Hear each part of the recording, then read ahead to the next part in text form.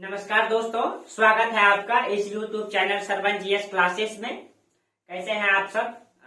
आज जो है कि हम लोग इस नव वर्ष का हम लोगों का फर्स्ट क्लास है। तो आप लोगों को सबसे पहले इस नव वर्ष की बहुत बहुत शुभकामनाएं। आप लोग अपने जीवन में बहुत ही खुश रहें, मस्त रहें, स्वस्थ रहें और हमेशा अपने लक्ष्य के प्रति कर्मठ रहें और कहीं कहीं कर्मठ तरीके से मेहनत करें और अपने लक्ष्य को कहीं कहीं इस वर्ष आप अगर लक्ष्य के करीब हैं तो जरूर हासिल करें। ठीक है, देखिए दोस्तों, हमारे कहने से कुछ भी नहीं है, लेकिन हमारा साथ जो है आपके साथ है और आप लोग अगर सही तरीके से मेहनत करेंगे, कर्मठ तरीके से मेहनत करेंगे, ठीक है, तो इस वर्ष आप लोग अपने जीवन में एक नई चीजों को जोड़ पाएंगे। ठीक है, और हमेशा इस चीज में प्रयासरत रहिए। ठीक है, अपने कर्मों पे विश्वास रखिए, आप कर्म करते चलिए, फल जरूर मिलेगा। ठीक है, लेकिन आप लोग इस समय का बेहतर उपयोग कीजिए। ठीक है दोस्तों, आप याद कीजिए कि जो समय बीत गया वो कभी वापस नहीं आएगा।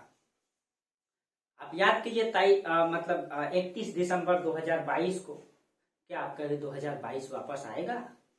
आप कभी भी अपने जीवन में 2022 नहीं देख पाएंगे, क्योंकि जो समय बीत जाता है वो कभी वापस नहीं आता। इसीलिए समय का बेहतर उपयोग करने का प्रयास कीजिए। एक एक करके समय आपका बीतते चला जाता है और साल कब गुजर जाता है पता भी नहीं चलता है। ठीक है, इसीलिए मेहनत जो है कि जबरदस्त तरीके से करना है। और हमारे साथ जो आपका जर्नी स्टार्ट हुआ है, हम तो आपके सहयोगी हैं, आपके लक्ष्य के सहयोगी हैं। हम आपको कहीं न कहीं आपके रास्ते में आपके रास्ते को आसान बनाने का प्रयास करते हैं। ठीक है, तो हम तो आपका रास्ता आसान करेंगे दोस्तों, लेकिन रास्ता पे चलना तो आपको है, रास्ता पे दौड़ना तो आपको है। ठीक है, बस हम तो सिर्फ आपके राही हैं, रास्ता दिखाने वाला। ठीक है, चलिए, तो इसी क्रम में हम लोग पिछले क्लास में चर्चा कर रहे थे, सातवाहन वंश को हम लोग पढ़े थे और आज हम लोग चर्चा करेंगे शक और सातवाहन दोनों को चर्चा करेंगे और दोनों का संघर्ष को हम लोग देखेंगे। शक सातवाहन संघर्ष को भी हम लोग देखने का प्रयास करेंगे। ठीक है, शक सातवाहन संघर्ष को, तो शक सातवाहन संघर्ष को भी देखेंगे और दोनों का क्रम भी हम लोग देखेंगे, किस प्रकार से दोनों में लंबा संघर्ष दिखाई देता है। ठीक है, तो सबसे पहले जो शक शासक है दोस्तों, सातवाहन तो आपको बताए थे। ठीक है, कि जो सातवाहन वंश के संस्थापक थे सिमुक, वो कहीं कहीं जो है कि आंध्र भृत्य उनको कहा गया। इसका मतलब कहीं कहीं वो आंध्र प्रदेश के क्षेत्रों से रहे होंगे। ठीक है,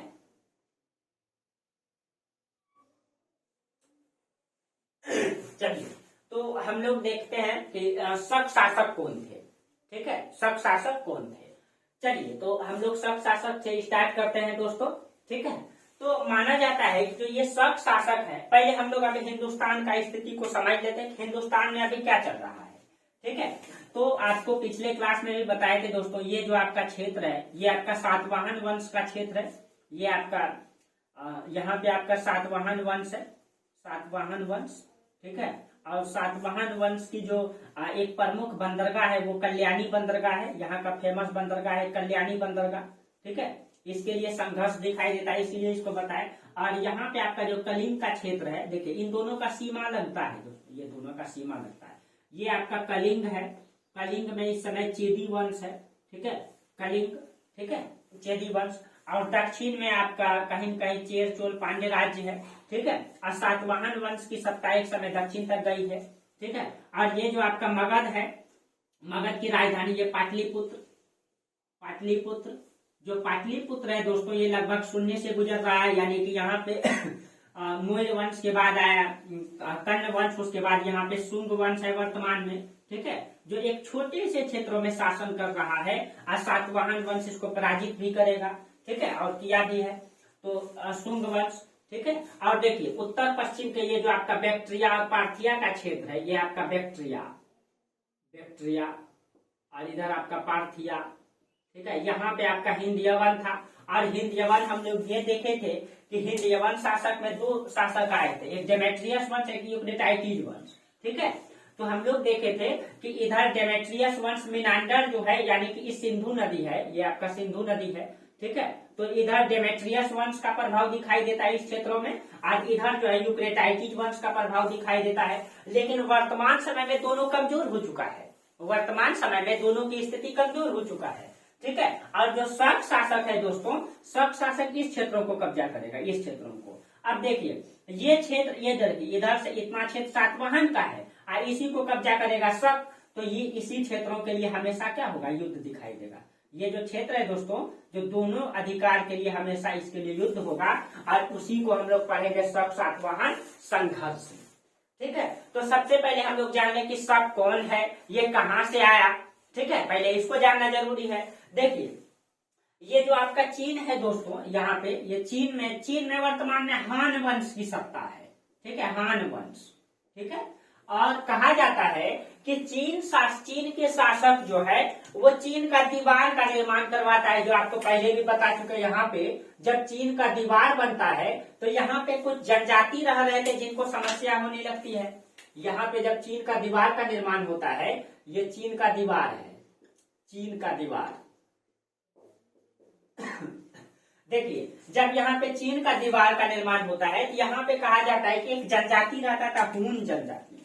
ठीक है, हाँ यहाँ पे हून और हून जनजाति जब ये क्या करता था, हमेशा चीन में हमला करके और वही लूटपाट करके अपना जीवन यापन किसी तरह चलाता था वो हून जाति के लोग। ठीक है, और जब यहाँ चीन का दीवार बन जाता है, इनको समस्या हो जाती है, तो ये आकर के मध्य एशिया के क्षेत्रों में, मान लीजिए ये क्षेत्र हम ऐसे सिंबॉलिक दे देते हैं, यहाँ पे आके यूची जाति को ये पराजित कर देता है। यूची जाति जो है इधर मतलब कि जो पाकिस्तान अफगानिस्तान के ऊपर ही पड़ता है, अभी हम इसको एशिया का मैप में बता देते हैं। यूची जाति आकर के यहाँ पे ये शक को पराजित कर देता है।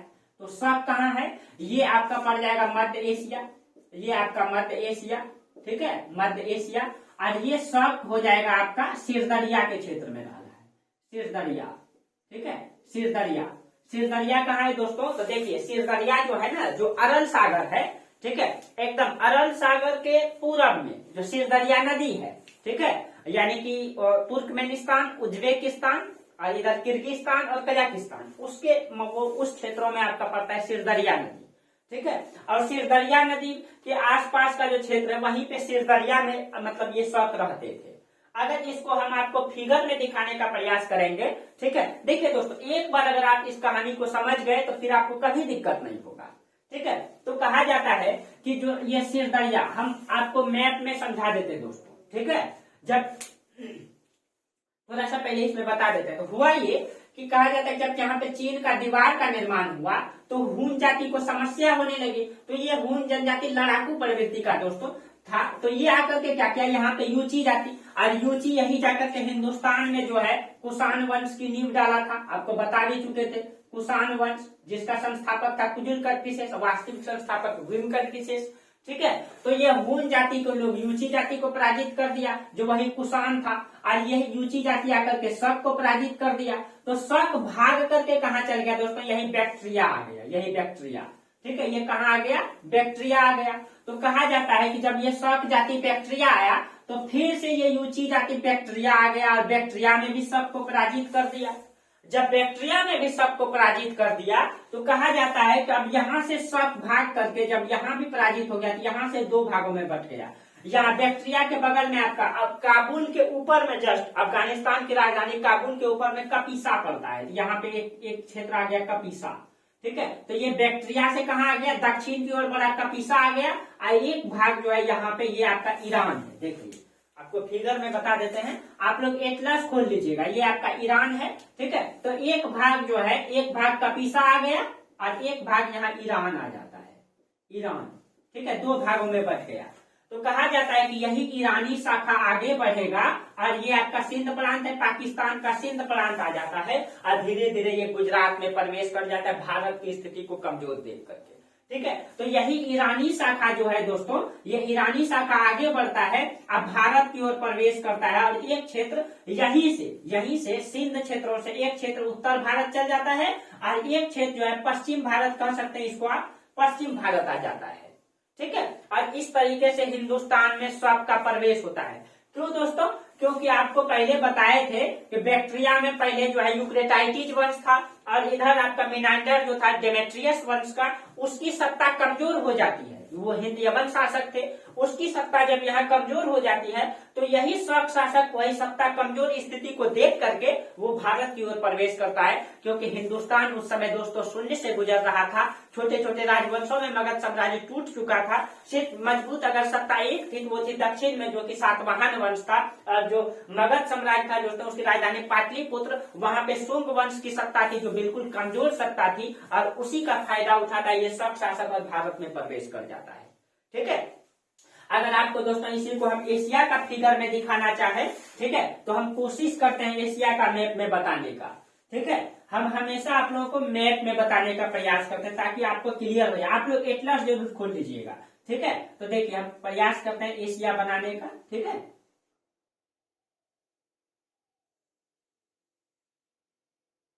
ये आपका हिंदुस्तान है।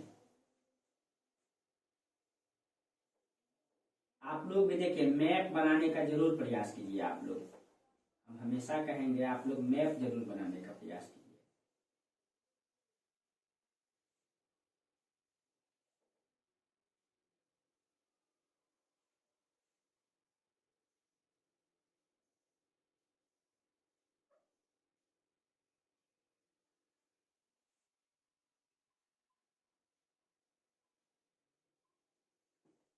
थोड़ा ऊपर होगा।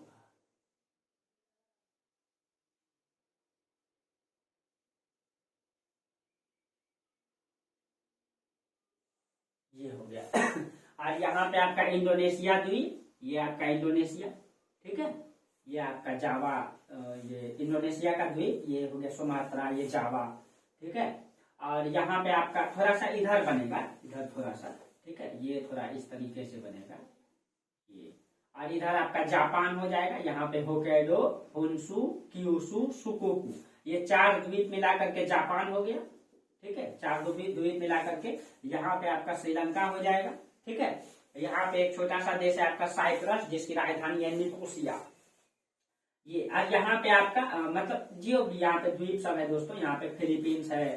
ठीक है, ये हो गया द्वीप, ये हो गया एशिया। तो देखिए हमको एशिया में समझना है किसको, तो हम थोड़ा इस तरह से इंडिया बना देते हैं। ठीक है, बस समझने के लिए, हम एग्जैक्ट नहीं, मान लीजिए ये इंडिया है। ठीक है, मान लीजिए, और इंडिया के इधर आपका ये वाला हिस्सा है आपका पाकिस्तान। ठीक है, ये वाला हिस्सा पाकिस्तान, और ये वाला हो गया आपका अफगानिस्तान। ठीक है, और अफगानिस्तान से इधर हो जाएगा आपका ईरान। ठीक है, और ईरान के इधर हो जाएगा इराक। ठीक है, इराक। अब देखिए अफगानिस्तान के ऊपर में, यहाँ पे अफगानिस्तान के बगल में आपका पड़ता है तुर्कमेनिस्तान। ठीक है, किर्गिस्तान, कजाकिस्तान। तो मान लीजिए ये वाला हो गया आपका सिरदरिया नदी। ठीक है, ये आपका सिरदरिया नदी, सिर दरिया। ठीक है, और इसी क्षेत्रों को मान लीजिए, इसी क्षेत्रों को ये जो आपका कजाकिस्तान, उज्बेकिस्तान, तुर्कमेनिस्तान, यही क्षेत्र है आपका मध्य एशिया का, मध्य एशिया। ठीक है, यहाँ पे सिर्फ मध्य लिख देते हैं दोस्तों। और ये आपका हो गया चीन, इधर हो गया आपका चीन। ठीक है, और यहाँ पे चीन शासक क्या करते हैं, देखिए समझिएगा, हम मैप में आपको समझा देते हैं। यहाँ पे चीन का शासक जो है, मतलब यहाँ पे, मतलब क्यों यहाँ पे चीन का दीवार बनाते हैं, चीन का दीवार।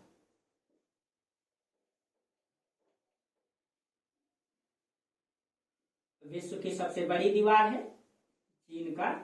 दीवार का निर्माण जब यहाँ पे करवाए तो कहा जाता है कि यहाँ पे कुछ जनजाति रहते थे, जैसे कि यहाँ पे रहते थे हून जनजाति, जो लड़ाकू प्रवृत्ति के थे।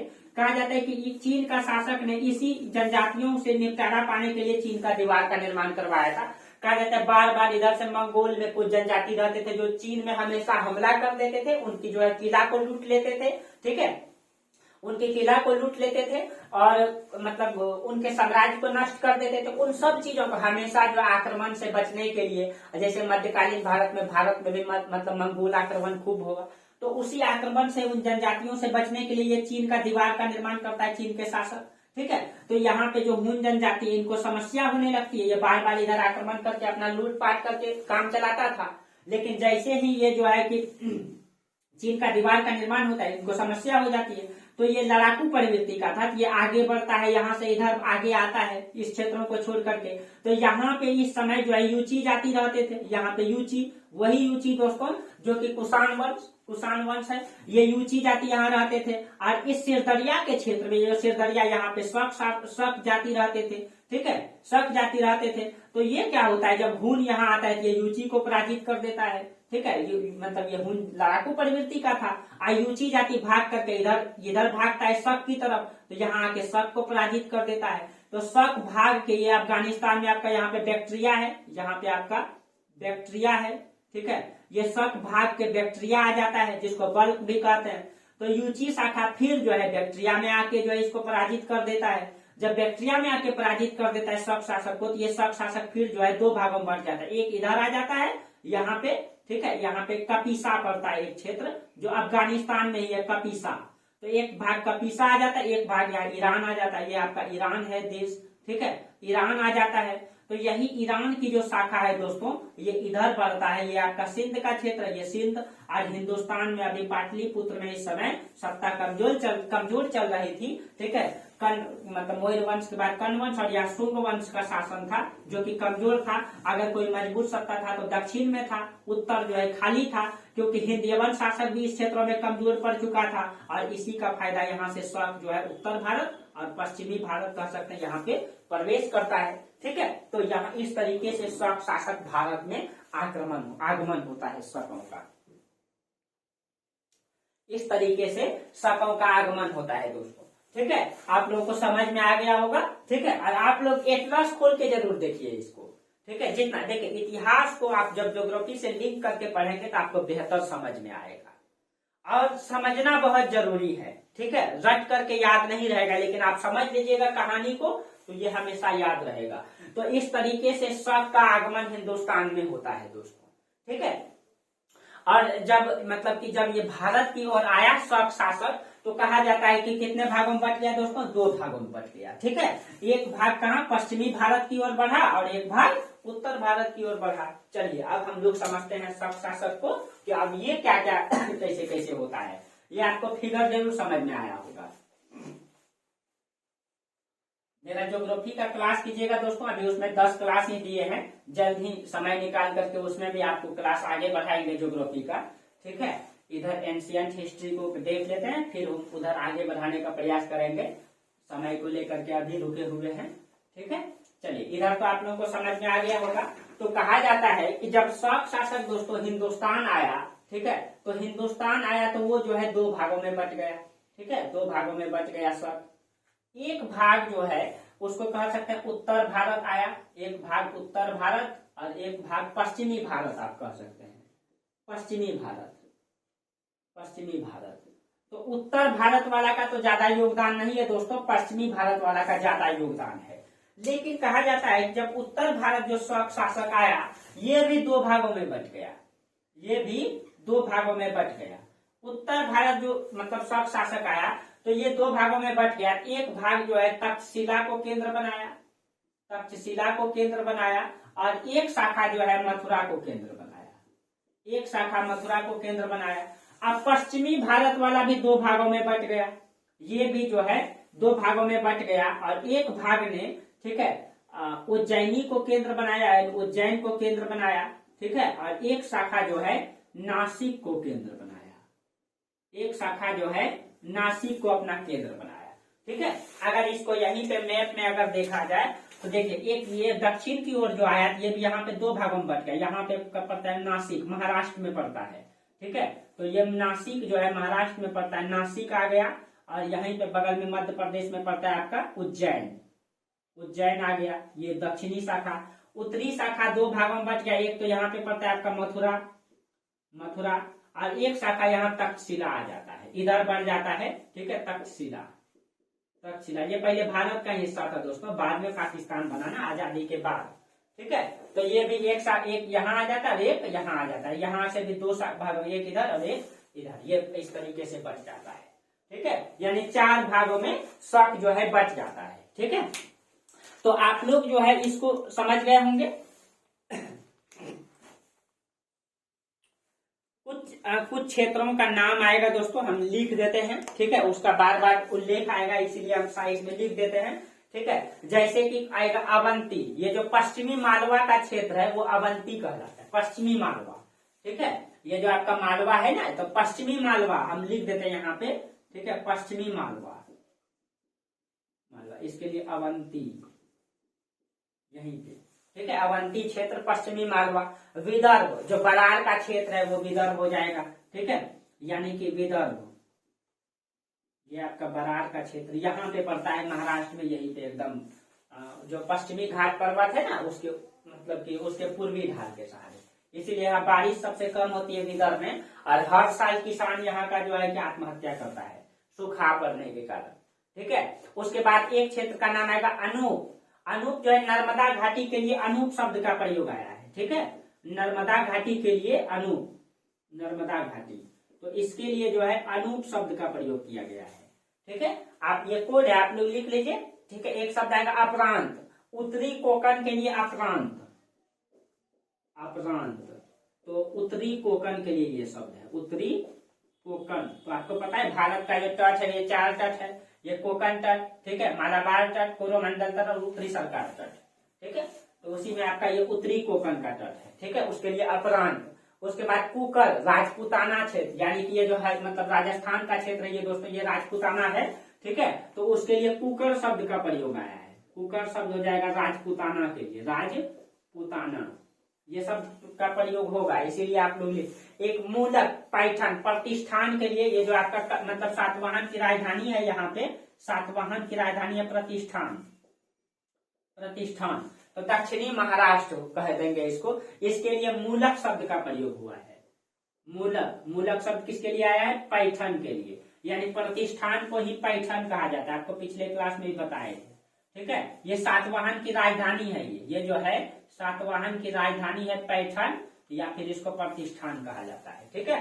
और जबकि प्रमुख बंदरगाह इसका कल्याणी है, जिसके लिए संघर्ष दिखाई देगा आपको, तो ये आपका उल्लेख आता है, इसीलिए आप लोग इसको लिख लीजिएगा, ठीक है, इसका बार बार उल्लेख आएगा।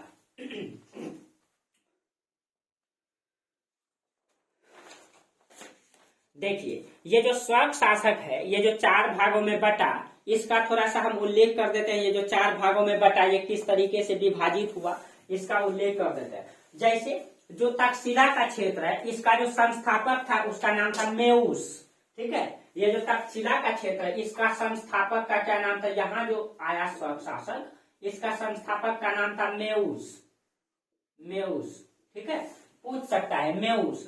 अब मेउस के काल के बारे में एग्जैक्ट तो नहीं है दोस्तों, इसका जो कालक्रम माना जाता है ये 80 ईसा पूर्व के आसपास माना जाता है, ठीक है, ये BC 80 यानी 80 BC के आसपास का इसको माना जाता है मेउस को। और मेउस के बाद इसमें आया था एजेज प्रथम, उसके बाद एजेज द्वितीय, उसके बाद गोंडव फर्निज, इसमें 4 शासक का नाम आता है। मेउस के बाद जो है एजेज प्रथम, एजेज प्रथम, और एजेज प्रथम के बाद एजेज द्वितीय का नाम आता है, एजेज द्वितीय, और एजेज द्वितीय के बाद गोंडो फर्निज, गोंडो फर्निज। देखिए इन सबको याद नहीं रखना है, ठीक है, लेकिन पूछ सकता है, मेरा काम है बताना, तो डिटेल से ही चर्चा कर देते हैं दोस्तों। गोंडो फर्निज, देखिए गोंडो फर्निज से एक क्वेश्चन पूछ सकता है, इसका एक अभिलेख है गोंडो फर्निज का, ठीक है, तख्ते बही अभिलेख, जो गोंडो फर्निज है इनका एक अभिलेख है तख्ते बही अभिलेख, तख्ते बही अभिलेख, तख्ते बही अभिलेख। इस अभिलेख में, ठीक है, तख्ते बही अभिलेख में कहा जाता है कि हिंदुस्तान का पहला ऐसा विदेशी शासक है दोस्तों ये, जिसके मतलब साथ एक ईसाई आता है, उसका नाम था सेंट थॉमस, ठीक है, सेंट थॉमस। तो ये याद रखिएगा, इसी में उल्लेख आता है कि यही गोंडो फर्निज के साथ एक पहला, भारत में पहला ईसाई व्यक्ति आया था, इसी के साथ जो इसी में मतलब उल्लेख है सेंट थॉमस, सेंट थॉमस आया था भारत, इसी के साथ ये पहला मतलब ईसाई था। आपको पता है ईसाई धर्म की स्थापना जो है ईसवी प्रारंभ में हुआ है, ठीक है, ईसा मसीह का जन्म माना जाता है उसी के साथ, ठीक है। तो तख्ते बही अभिलेख में इसका उल्लेख है, ये क्वेश्चन पूछ सकता है। और मथुरा का जो संस्थापक था दोस्तों, ये मथुरा का, इसका नाम था राजुल, राजुल, ठीक है। हालांकि इसका राजनीतिक उपलब्धि उतना नहीं है दोस्तों, इन दोनों का राजनीतिक उपलब्धि नहीं है, इसीलिए इसके बारे में बहुत ज्यादा क्वेश्चन नहीं पूछा जाता है। आपको जितना बताया इसको ध्यान में रखिएगा, इन दोनों से ज्यादा क्वेश्चन रहता है और इसी दोनों का राजनीतिक उपलब्धि अधिक है। ठीक है, तो इस दोनों को हम लोग डिटेल से देखते हैं। ठीक है, जैसे जो नासिक की जो शाखा है और जो उज्जैनी की शाखा है, कहा जाता है उज्जैनी का जो संस्थापक था, यहाँ पे जो वंश की स्थापना हुआ, यहाँ डिटेल से यहाँ वंश की स्थापना हुआ कर्मादक वंश। ठीक है, जो उज्जैनी है यहाँ पे कर्मादक वंश की सत्ता है यहाँ पे। ठीक है, और कर्मादक वंश का जो संस्थापक था, इसका संस्थापक था चस्टन। ठीक है, इसके जो संस्थापक के बारे में कहा जाता है, इसके संस्थापक कौन थे? चस्टन। ठीक है, और इसके संस्थापक चस्टन को बनाया जाता है और इसी का पुत्र, इसी में कहा जाता है, इसी क्रम में इसका एक पोता शासन बना था, उसका नाम था रुद्रदामन। ठीक है, बहुत ही योग्य राजा था। चस्टन के क्रम में ही इसका पुत्र शासक बनता है रुद्रदामन। यह बहुत ही योग्य शासक था और इसके समय में सातवाहन संघर्ष जो है बहुत चरम सीमा में दिखाई देता है। ठीक है, और इसी के काल में संघर्ष बहुत चरम सीमा पे दिखाई देता है। इसी के समय जो सातवाहन वंश के शासक है वो सातकर्णी प्रथम है। ठीक है, सातकर्णी प्रथम, और इसी का पुत्र पुलवामी, इन दोनों के बीच में लंबा संघर्ष दिखाई देता है। और रुद्रदामन का एक अभिलेख है जूनागढ़ अभिलेख, इसमें इसका जो है कि मतलब उल्लेख आता है, इसका उल्लेख जो है जूनागढ़ अभिलेख। ठीक है, इसमें 4 राजा का नाम आता है जूनागढ़ अभिलेख में। अभी इसके बारे में चर्चा करते हैं। चंद्रगुप्त मौर्य से लेकर के रुद्रदामन तक 4 शासक का नाम आता है इसके बारे में। ठीक है, ये मतलब रुद्रदामन का इसमें उल्लेख आता है। ये आपका उज्जैनी की शाखा है। जो नासिक की शाखा है, यहाँ पे जो वंश की नीति होती है, यहाँ पे छहरात वंश नासिक में।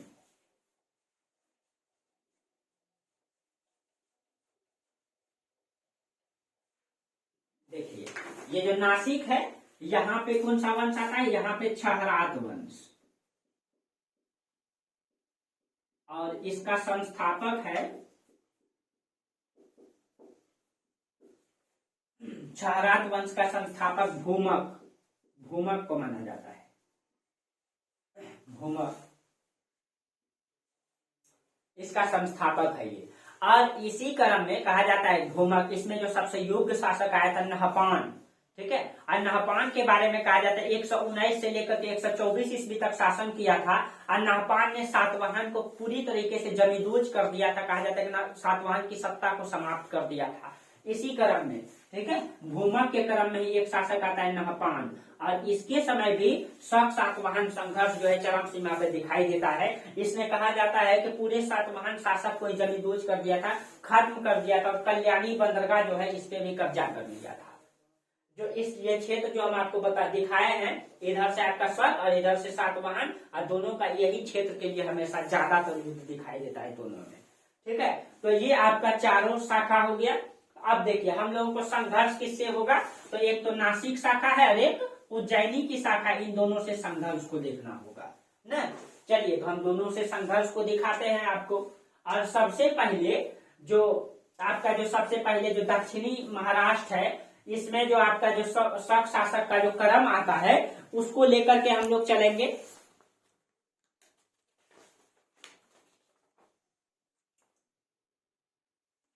देखिए, जो कहा जाता है कि जो शक शासक है, शक शासक के बारे में कहा जाता है कि इस क्षेत्र में जब शक शासक आए, ये जो आपका इस क्षेत्र में जो शक शासक ने शासन किया है, देखिए ये क्षेत्र हो जाएगा शक शासक का जब कब्जा करेंगे। और जबकि इससे पहले यहाँ पे कौन है? यहाँ पे है आपका सातवाहन है। ठीक है, तो ये क्षेत्र तो संक्रमण हो गया ना, यानी इसमें ये भी कब्जा करेगा, इसमें ये भी, तो दोनों में युद्ध होगा इसी में। तो यहाँ पे कहा जाता है कि शक शासक का यहाँ आने से पहले एक राजा का नाम आता है, उसका नाम है भूमक। देखिए, भूमक और नहपान, ये जो आपका भूमक और नहपान है छहरात वंश का, जो नासिक की शाखा है, जो नासिक में है। यहाँ पे नासिक में भूमक और नहपान से पहले एक राजा का नाम आता है। ठीक है, नासिक में भूमक और नहपान से पहले एक राजा का नाम आता है, उसका नाम है मेम्बरस। यहाँ पे एक राजा का नाम आता है मेम्बरस, और मेम्बरस के बारे में कहा जाता है, मेम्बरस ने दक्षिण महाराष्ट्र तक के क्षेत्रों को जीता था। और मेम्बरस के बारे में कहा जाता है इसने अपनी राजधानी मिन्हनगर को बनाया था। इसने जो है अपनी राजधानी कहाँ बनाया था? मिन्हनगर को। मिन्हनगर को इसने राजधानी बनाया था, इसका उल्लेख आता है। और मिन्हनगर के बारे में बहुत सारे इतिहासकार का कहना है। कोई कहता है कि मिन्हनगर कौन सा क्षेत्र है, कोई कहता है कि ये सौराष्ट्र है, कोई कहता है ये काठियावाड़ा है। ठीक है, तो ये मिन्हनगर को लेकर के इतिहासकार में मतलब बहुत सारे लोग मतलब इतिहासकार कहते हैं कि इसकी राजधानी मिन्हनगर है। बहुत सारे इतिहासकार कहते हैं कि काठियावाड़ा इनकी राजधानी है, काठियावाड़ा। बहुत सारे इतिहासकार कहते हैं कि इसकी राजधानी जो है सौराष्ट्र है, सौराष्ट्र है। ठीक है, और कुछ इतिहासकार कहते हैं कि इन दोनों के बीच का क्षेत्र पड़ता था मिन्हनगर, उसी को जो है इसने राजधानी बनाया था।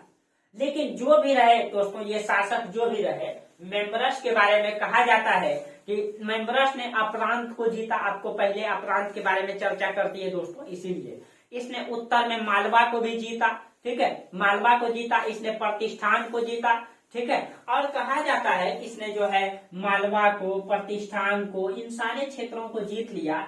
इसका मतलब कहीं न कहीं सातवाहन वंश के बहुत अधिक से भूमि को इसने जीता, बहुत अधिक सा भूमि को जीता। ठीक है, और सातवाहन को कहा जाता है विस्थापित कर दिया। लेकिन इतिहासकार का कहना है कि ये तब हुआ होगा जब आप याद कीजिए, जब हम आपको सातवाहन वंश पढ़ाए तो उसमें प्रथम सातवाहन वंश के जो योग्य राजा थे सातकर्णी प्रथम, सातकर्णी प्रथम योग्य राजा था और उसने पूरे दक्षिण तक को जीता। इसने जो है यहाँ पे आपका पड़ता था कलिंग की सीमा, आशिक नगर, यहाँ तक को जीता था। बताए थे आपको, यहाँ उज्जैनी तक के क्षेत्रों को जीता था।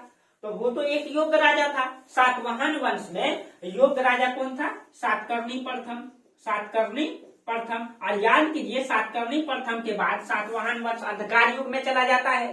तो कहा जाता है इतिहासकार के द्वारा कि जब सातवाहन वंश में सातकर्णी प्रथम जब की मृत्यु हो गई होगी और सातवाहन वंश में अंधकार युग चल रहा होगा, तो उसी समय मेम्बरस इसका फायदा उठाया होगा और इधर से आकर के महाराष्ट्र के क्षेत्रों में कब्जा कर लिया होगा और सातवाहन वंश के बहुत ज्यादा क्षेत्र को इन्होंने कब्जा करके अपने में हासिल कर लिया होगा। इतिहासकार का ये मानना है। हालांकि जो भी रहे दोस्तों, मेम्बरस ने मालवा को जीता, अपरांत को जीता, प्रतिष्ठान को जीता। ठीक है, यानी कि सारे क्षेत्रों को जीता। लेकिन कुछ इतिहासकार का कहना है कि जो मेम्बरस है ये और कोई नहीं है, ये यही नहपान है। ठीक है, मेम्बरस के बारे में कुछ इतिहासकार का कहना है कि नहीं, ये नहपान ही ये शासक है मेम्बरस के बारे में। हालांकि दोस्तों चाहे मेम्बरस रहे चाहे नहपान रहे, दोनों में कोई शासक रहे, उसने जो है मतलब कि सातवाहन वंश की सत्ता को जमींदोज किया, बहुत सारे क्षेत्रों को जीता। और जब यहाँ पे सातवाहन वंश में सातकर्णी प्रथम के बाद अंधकार युग था, उसी समय जीता।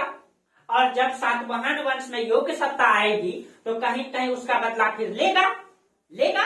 तो यहीं से दोस्तों यही हम लोग देखेंगे कि जब सातकर्णी द्वितीय यहाँ का शासक बनेगा, सातकर्णी द्वितीय यहाँ का शासक बनेगा, तो फिर इसको क्या करेगा? जमींदोज करेगा। तो देखिए दोस्तों, संघर्ष में हम हमेशा यही चीजें हम देखेंगे जो हमको दिखाई देगा कि जब शक शासक मजबूत होगा तो सातवाहन को पराजित करेगा, और जब सातवाहन शासक में मजबूत सत्ता आएगा तो शक को पराजित करेगा। और ये संघर्ष दोनों में लंबे काल तक दिखाई देता है। ये संघर्ष दोनों में जो है लंबे काल तक दिखाई देगा। तो देखिए किस तरीके से कौन कौन शासक आते जाएगा और किस तरीके से दोनों में संघर्ष होगा। हमको तो अब यही पढ़ना है। चलिए, तो इसमें जो है सातकर्णी द्वितीय जब आएंगे तो जो है कि दोनों में संघर्ष दिखाई देगा। ठीक है, और जब सातकर्णी द्वितीय फिर से किसको? शक शासक को पराजित करेगा। अब फिर देखेंगे शक शासक में मजबूत सत्ता आएगा, फिर सातवाहन को पराजित करेगा, फिर जो है बदला लेने के लिए, यानी आप समझ गए होंगे। ठीक है, इस तरीके से संघर्ष दिखाई देता है। तो कहते हैं कि इतिहास को रटना पड़ता है। इतिहास को रटने की जरूरत नहीं है दोस्तों, इसकी कहानियों को समझना है कि इतिहास जो बीती हुई घटना है, जैसे आपके बारे में कोई इतिहास जानना चाहे, ठीक है, आप अपने बारे में कभी भी याद किए, आपने जो अपने जीवन में काम किया वो तो इतिहास है। उसी तरीके से बस आप जो है कि एक मतलब कहीं कहीं देश के बेहतर व्यक्ति नहीं है, कभी होंगे। मान लीजिए आप जब IAS बन जाएंगे या DSP बन जाएंगे या SDM बन जाएंगे, तो आपका जो उस प्रखंड में आपका इतिहास होगा। जैसे प्रधानमंत्री का इतिहास पढ़ते हैं आप, उस समय राजा महाराजा था, उसका इतिहास पढ़ना पड़ता है, उसने अपने कार्यकाल में क्या क्या किया, कौन कौन घटना को अंजाम दिया, कौन कौन युद्ध किया। अब अभी हम लोग प्रधानमंत्री मतलब कि राजतंत्र खत्म होकर के प्रजातंत्र हो गया है न, गणतंत्र हो गया है, तो प्रधानमंत्री का कार्यकाल में हम लोग देखते हैं कि क्या क्या काम हुआ, पढ़ना पड़ता है। जैसे आप प्रधानमंत्री अभी नरेंद्र मोदी जी हैं न, तो इनके बारे में आप देख रहे हैं, तो वही इतिहास लिखा जाएगा। जो आपके हमारे जो वंशज होंगे यानी बेटा पोता जो भी आएगा, वो इनके बारे में किताबों में पढ़ेंगे कि नरेंद्र मोदी आए थे न। और जो बीजेपी पार्टी है, देश की जो सरकार है वो बीजेपी की है, लेकिन हर देश का युवा का दिमाग में यही चलता था किसका देश में सरकार है, नरेंद्र मोदी का है, जबकि पार्टी बीजेपी का है भाई। क्योंकि अब नरेंद्र मोदी सबके दिलों में बस चुके हैं, जो भी उनके चाहता है भाई, ठीक है, तो लोग नरेंद्र मोदी के सरकार कह देते हैं। तो यही जाकर के आगे आने वाले भविष्य जो है इतिहास में पढ़ेंगे, और हम लोग इसको क्या है, हम लोग जो है इसको अपने आंखों से देख रहे हैं न, तो यही इतिहास बन जाएगा आगे चल के। तो यही चीजें हैं, इतिहास को रटना नहीं है, इनकी कहानियों को ध्यान में रखना है, ठीक है। अरे चलिए जो भी रहे, तो अब हम लोग देखिए दोस्तों, जो ये मेंबरस है, तो मेंबरस को कोई नहापान बता देता है, ठीक है, नहापान बता देता है कुछ इतिहासकार। हालांकि जो भी रहे, इसने क्या किया, यानी कि शक शासक ने इसके क्षेत्रों को जीता। कब, जब सातकर्णी प्रथम खत्म हो गया। अब देखिए, अब यहाँ पे आया सातकर्णी द्वितीय, ठीक है। अब सातवाहन वंश में कौन आता है, सातकर्णी द्वितीय। तो अब हम देखते हैं कि कहानी सातकर्णी द्वितीय से, ठीक है, सातकर्णी द्वितीय से सातवाहन वंश में देखिए संघर्ष कैसे चलता है।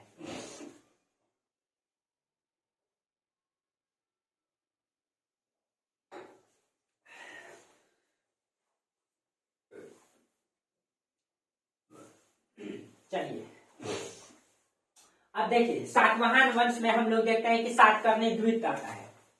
तो देखिए सातकर्णी द्वितीय, अब इसका कार्यकाल को माना जाता है, इसका जो कार्यकाल है ये 106 ईस्वी से लेकर के 130 ईस्वी तक है, इसके कार्यकाल के बारे में कहा जाता है। और सातकर्णी द्वितीय बहुत ही योग्य शासक था, इसके बारे में इसकी उपाधि से भी स्पष्ट पता चलता है। इसकी जो उपाधि है, इसकी कई सारी उपाधि, जैसे इसको वेकनाथ का स्वामी कहा गया है, इसको जो है वेकनाथ का स्वामी, वेकनाथ का स्वामी कहा गया है। कहा जाता है कि वेकनाथ एक गांव था और इसकी स्थापना इसने खुद किया था। ये वेकनाथ गांव की स्थापना इसने खुद किया था, इसीलिए इसको वेकनाथ का स्वामी कहा गया है। इसकी जो दूसरी उपाधि वो दक्षिणापथपति, दक्षिणापथपति भी इसको कहा गया। इसका मतलब कहीं कहीं इसने पूरे दक्षिण को जीता होगा। और सातकर्णी प्रथम का भी उपाधि आता है दक्षिणापथपति, इसका मतलब है कि उसने भी जीता था, इसीलिए इसकी उपाधि दक्षिणापथपति भी आता है, ठीक है। और इसको जो है सातवाहन सत्ता का पुनर्संस्थापक भी कहा जाता है, यानी कि सातवाहन वंश जब अंधकार में चल गया तो फिर से पुनर्स्थापित करने का काम इसने किया, ठीक है। तो यहाँ पे इसको पुनर्संस्थापक भी कहा जाता है। माना जाता है कि ये सातवाहन वंश के 23वें क्रम के राजा थे। आपको पिछले क्लास में सातवाहन वंश में बताए थे कि टोटल जो है इसमें 30 राजाओं ने शासन किया। कुछ पुस्तक देते हैं कि 23 राजा ने शासन किया, ठीक है। अगर हम 30 को मान के चले तो इसको बारे में माना जाता है कि 23वें क्रम के राजा थे, ठीक है, 23वें क्रम के राजा। तो इनका पिता का नाम था शिव स्वामी और इनके माता का नाम था बल श्री गौतमी, ठीक है। तो इनके जो पिता थे, पिता का नाम था शिव स्वामी और इनकी माता का नाम था बल श्री गौतमी।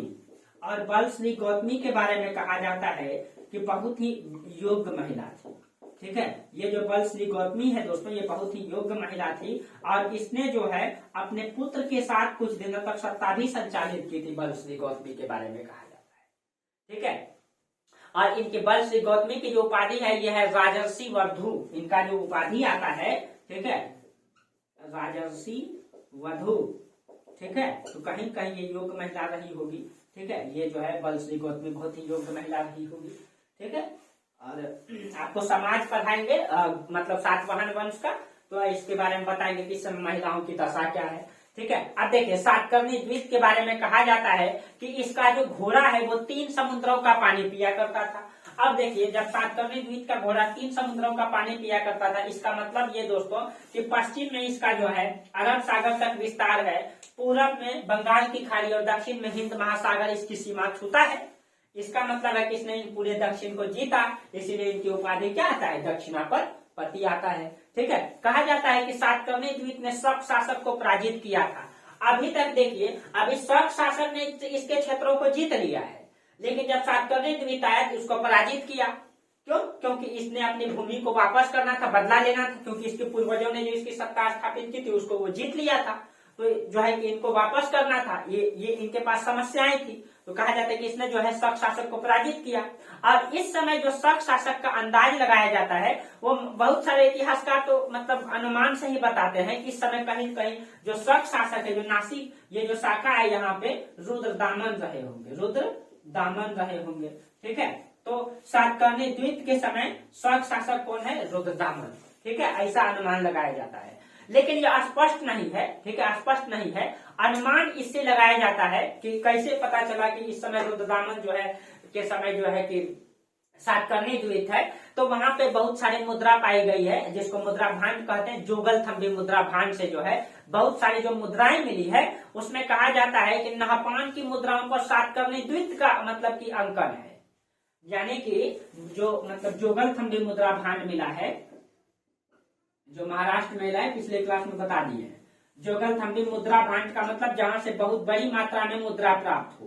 ठीक है, तो जोगलथम्बी मुद्रा भांड से, ठीक है, यहाँ जोगलथम्बी मुद्रा भांड से इसमें जो है आपका सातकर्णी द्वीप का अंकन है नहपान के मुद्रा पर। ठीक है, जो नहपान का मुद्रा है इसमें सातकर्णी द्वीप का अंकन है। और आपको बोले इससे पहले नहपान ने इस पूरे दक्षिण को जीता था, तो दक्षिण को जीता होगा तो इसने जो है कि मुद्रा का अंकन करवाया, मुद्रा छपाया, और उसमें जो है बाद में सातकर्णी द्वीप आया होगा, तो कहीं कहीं इसके क्षेत्रों को फिर से वापस किया, ले लिया, जीता, और उसी मुद्रा पर इसने अपना नाम चित्रांकित करवाया। तो इसका मतलब है कि नहपान ने जो क्षेत्रों को जीता, सातकर्णी द्वीप ने इसको क्या किया, वापस किया। तो नहपान के बाद यहाँ का शासक का नाम रुद्रदामन का आता है। ठीक है, रुद्रदामन का आता है। ठीक है, सातकर्णी द्वीप के बारे में कहा जाता है कि सातकर्णी द्वीप ने फिर से अवंती को, अनूप को, आकर को, विदर्भ को, अपरांत को, इन सारे क्षेत्रों को सातकर्णी द्वीप ने जीता।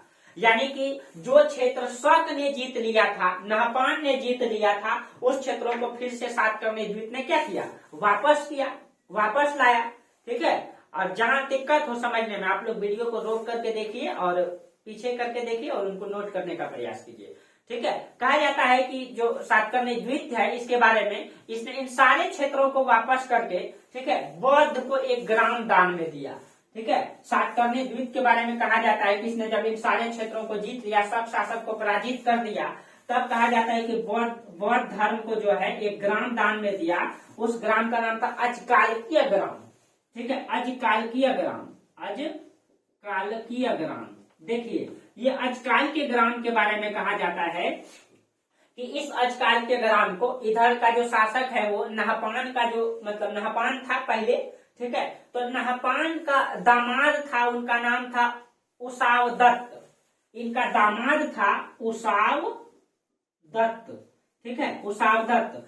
तो अजकाल के ग्राम को बौद्धों को दान दिया किसने, सातकर्णी द्वीप ने। लेकिन कहा जाता है उसाव दत्त ने भी इसी ग्राम को दान में दिया था, बौद्ध धर्म को। ठीक है, तो इसका मतलब ये है दोस्तों, ये जो अजकाल के ग्राम है, कहीं न कहीं दोनों की सीमा पे रहा होगा और दोनों इस ग्राम के लिए दावा ठोकता होगा।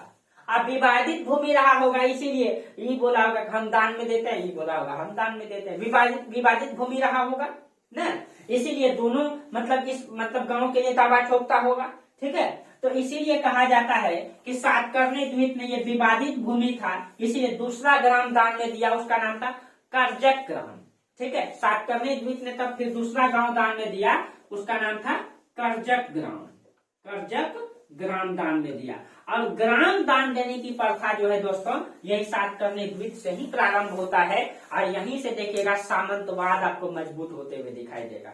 जब मतलब ग्राम दान की प्रथा शुरू होती है, तो वहां पे सामंतवाद जो है मजबूत अवस्था में दिखाई देगा आपको, जो आपको पढ़ाएंगे आगे।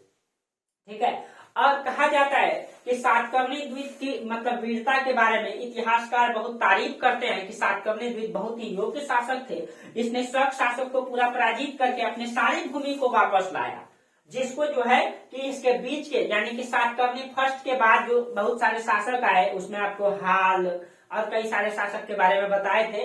वो अंधकार युग में जी रहे थे, छोटे से क्षेत्रों में जी रहे थे, और उसी बीच में हम आपको बताया कल्याणी बंदरगाह पर सब शासक जो है कब्जा कर लिए थे। उन सभी क्षेत्रों को भूमि को वापस लाता है, खोई हुई भूमि को, और जो है पूरी सत्ता को फिर से जो है पुनर्स्थापित करता है, प्रशासन को नियंत्रित करता है, और जो है पूरे दक्षिण तक को जीतता है। और इसके बारे में कहा जाता है कि इसके जो घोड़े ये 3 समुद्रों का पानी पीता था, यानी कि वही भूमि को ये वापस लाता है। इसीलिए सातकर्णी द्वीप की वीरता के बारे में इस इतिहासकार ने बहुत तारीफ किया है। कहा जाता है कि इसको अर्जुन और भीम से इनकी तुलना किया गया है। कहा जाता है कि हिमालय की तरह इनकी साहसी बताया गया है इनको, सातकर्णी द्वीप को। तो कहीं कहीं इतिहासकार ने इसके बारे में जो इनके साहस को दिखाने का प्रयास किया है दोस्तों, वो कहीं कहीं सही साबित भी होता है। ठीक है, इसने एक सातवाहन की खोई हुई भूमि को वापस किया, स्थापित किया, शकों को पराजित किया। ठीक है, तो अब देखिए दोस्तों, जब अब यह सातकर्णी द्वीप जब शक को पराजित किया, फिर जब शक शासक मजबूत होगा तो फिर जो है शक इसको पराजित करेगा, फिर शक इसको पराजित करेगा। तो देखिए अब फिर जो है शक शासक मजबूत होगा, फिर इसको पराजित करेगा। तो चलिए हम इसको आगे बढ़ाते हैं।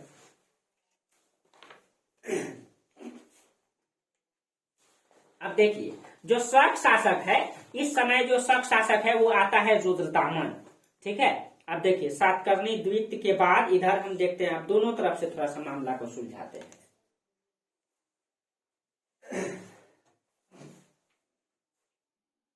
इधर हम मिटा दें।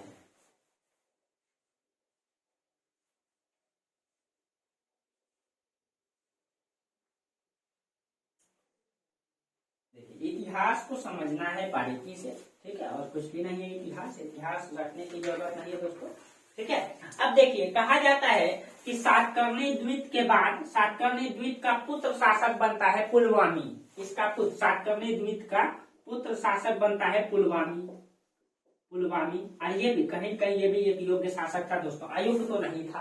ठीक है, और इसी के पुलवामी के समय यहाँ का शासक कौन है? रुद्रदामन है। ठीक है, तो सातकर्णी योग्य था, तो इधर जो है रुद्रदामन भी योग्य है, और कहीं कहीं इसका भी समकालीन रुद्रदामन रहा है, लेकिन पुलवामी के समय अधिक रहा है ये। ठीक है, रुद्रदामन, तो पुलवामी और रुद्रदामन के संघर्ष को हमको पढ़ना है। ठीक है, तो पहले देखिए, तो एक तरफ जो है सातवाहन वंश में कौन है? सातवाहन में जो है आ गया अब पुलवामी आ गया, पुलवामी। और शक शासक इसी समय कौन है दोस्तों? तो शक शासक इस समय है मतलब रुद्रदामन। ठीक है, अब दोनों का संघर्ष को हम लोगों को देखना है। देखिए तो कहा जाता है रुद्रदामन के बारे में, इसका जो उल्लेख है, देखिए रुद्रदामन के बारे में पहले बता देते हैं। इसका उल्लेख आता है जूनागढ़ अभिलेख में, और ये बहुत ही योग्य शासक था, जूनागढ़ अभिलेख। ठीक है, और जूनागढ़ अभिलेख को रुद्रदामन का अभिलेख भी कहा जाता है। क्यों कहा जाता है ये बताते हैं। कहा जाता है जूनागढ़ अभिलेख में 4 राजा का नाम आता है इस अभिलेख में। ये जूनागढ़ आपका ये जो गुजरात है ना, यहाँ पे पड़ता है एकदम जूनागढ़, यहीं पे जूनागढ़ रियासत भी हुआ करता था। तो जूनागढ़ अभिलेख में 4 राजा का, सबसे पहले इसमें जो है एक तरफ लिख देते हैं राजा और एक तरफ राजा का गवर्नर, इस सब का नाम आता है। क्वेश्चन पूछा जाता है, इसीलिए आप लोग इसको लिख लीजिएगा। तो एक तरफ राजा जो है सबसे पहले इसमें आता है मतलब चंद्रगुप्त मौर्य का नाम आता है, चंद्रगुप्त मौर्य। और चंद्रगुप्त मौर्य के बाद जो इसमें दूसरा राजा का नाम आता है, चंद्रगुप्त मौर्य का पोता जो था अशोक। और उसके बाद गुप्त शासक का नाम आता है स्कंदगुप्त। और उसके बाद चौथा राजा जो है उसका नाम है यही रुद्रदामन।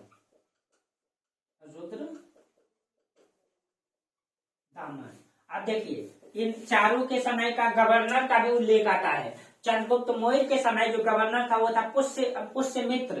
ठीक है, और अशोक के समय तुषास्प, इसके समय गवर्नर है पुष्यमित्र।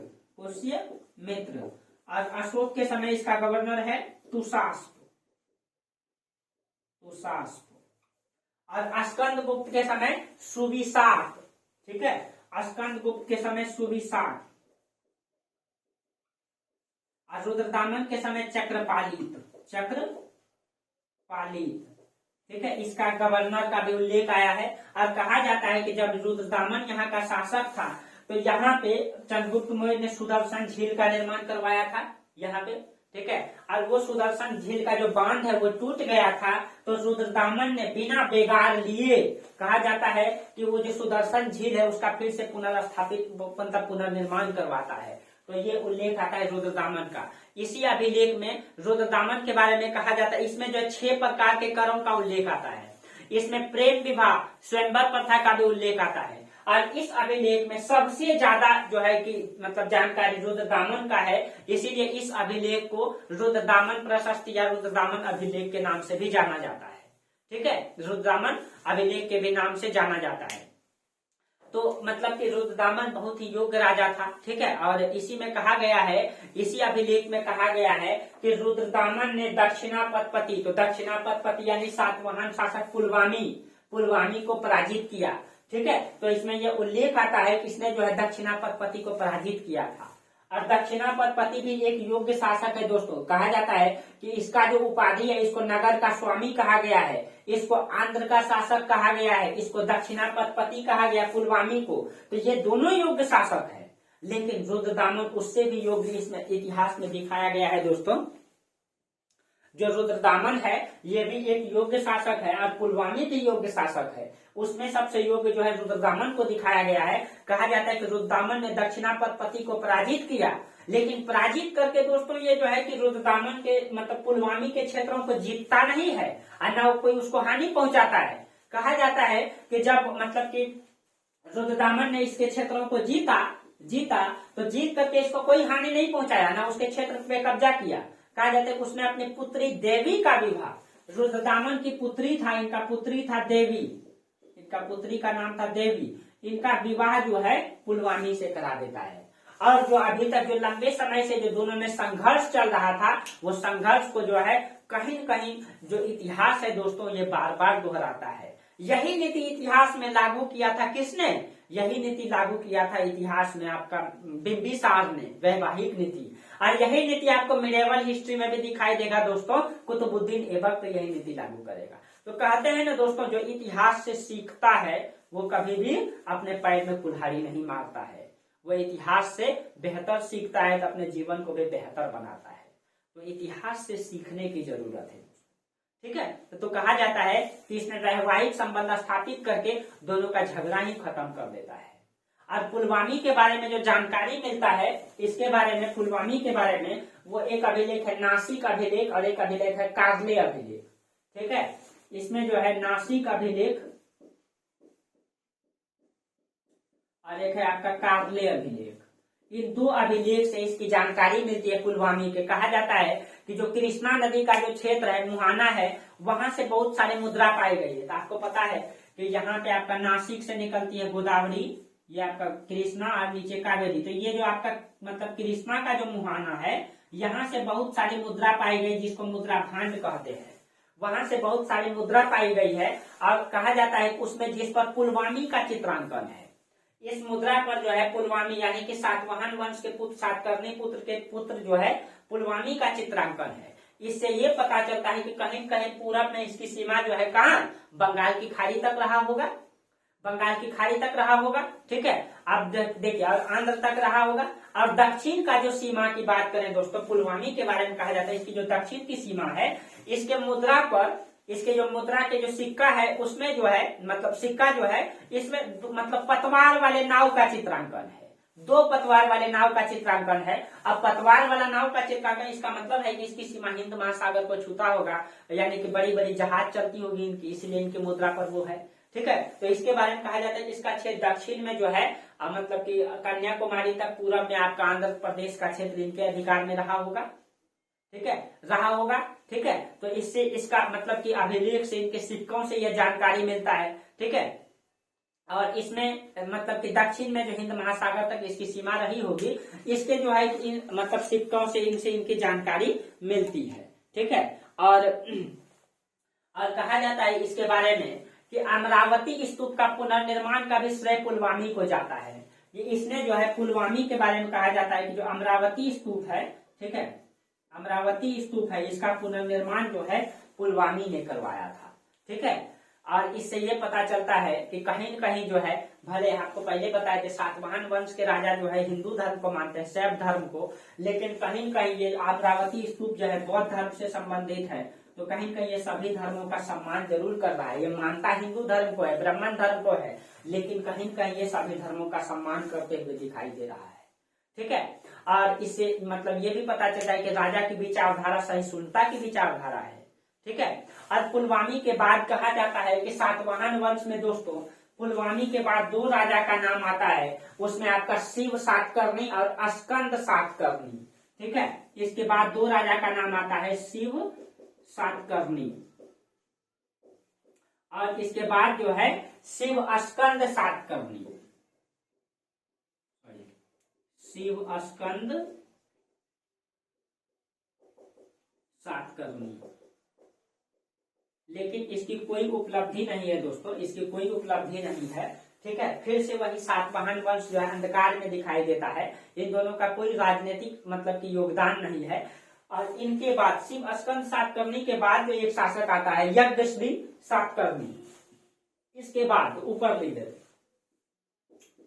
यज्ञ श्री सातकर्णी, और इसके बारे में कहा जाता है ये थोड़ा योग्य शासक था दोस्तों। यज्ञ श्री सातकर्णी के बारे में कहा जाता है ये थोड़ा योग्य शासक था। ठीक है, और कहा जाता है इसने अपने राज्य को सौंपा। महाराष्ट्र का एक बंदरगाह है, गुजरात तक के क्षेत्र, राजस्थान के कुछ क्षेत्र को जीत लेता है ये, और ये योग्य शासक था, इसने इन क्षेत्रों को जीता।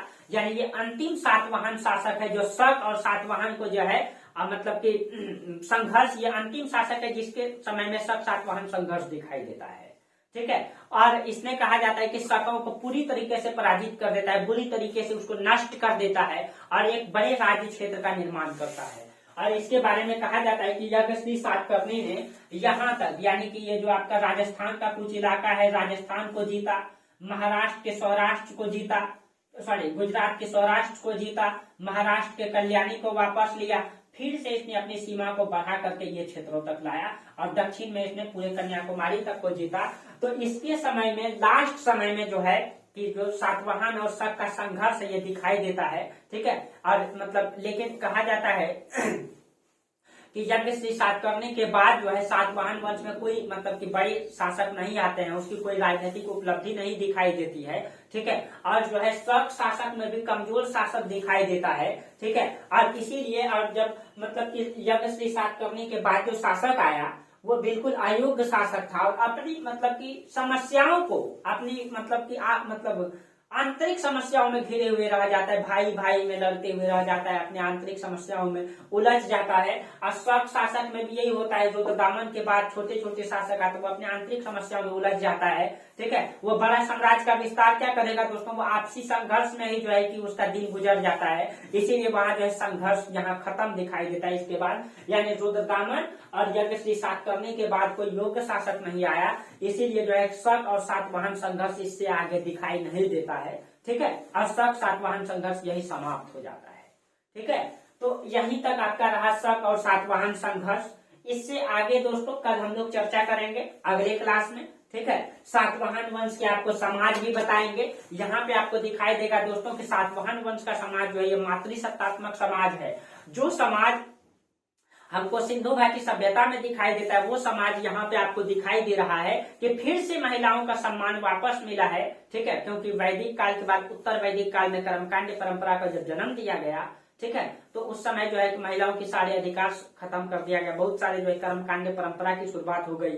और उसके बाद सातवाहन वंश में ये दिखाई देता है कि महिलाओं को फिर से सम्मान वापस मिला है। ठीक है, तो हम इसके बारे में कल चर्चा करेंगे सातवाहन वंश के समाज में।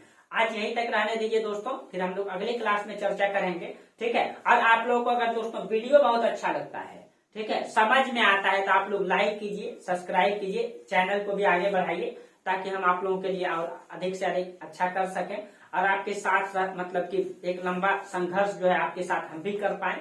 ठीक है, हमारे मतलब मेरा भी संघर्ष आपके साथ साथ चलता है दोस्तों। ठीक है, चलिए तो फिर आप लोग मेरा वीडियो पूरा देखते हैं, इसके लिए आप लोगों को बहुत बहुत धन्यवाद। Thank you.